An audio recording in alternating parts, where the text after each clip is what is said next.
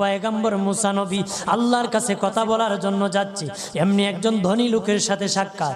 ধনী কয়, মুসা রে, ও মুসা, আমার এত ধন হিসাব রাখতে পারি না, আল্লাহরে জিগাইবানি কি করলে আমার ধন কমবে? মুসা নবী কয়, ঠিক আছে জিগাইব। একজন বৃদ্ধার সাথে, একজন মহিলার সাথে দেখা। মহিলা কয়, মুসা কই যাও, কই যাও রে মুসা? মুসা নবী কয়, তোর পাহাড়ে যাব, আল্লাহর সাথে কথা বল।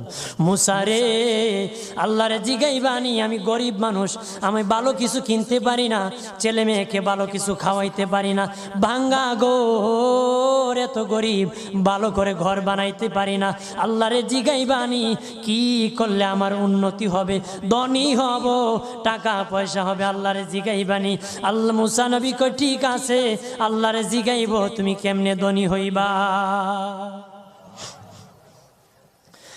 আল্লাহ নবী মুসা নবী তিন রাস্তার মোড়ে যা দেখে একটা লোক বসে আছে, তার দুই হাত নাই, দুই পা নাই, দুই হাত নাই, দুই পা নাই। ওই লোক ডাক দিয়া কয়, মুসা রে, জীবনে কোনোদিন নিজে হাঁটতে পারি নাই, নিজ হাতে খেতে পারি নাই, কেউ খাওয়াইলে খাই, নতুবা উপবাস থাকি, বৃষ্টি আসলে ভিজি, সেখানে আমি আবার শুকাই। ও মুসা, জীবনে কোনো কাজে দুনিয়ার লাগি নাই, আল্লাহরে জিগাইবানি কোন কারণে আমারে বানাইছে?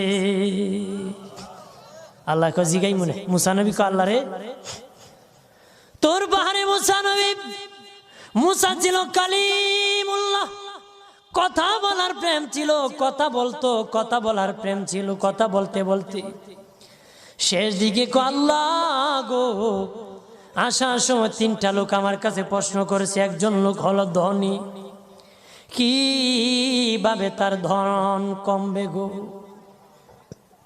আল্লাহ বলেন, মুসা রে,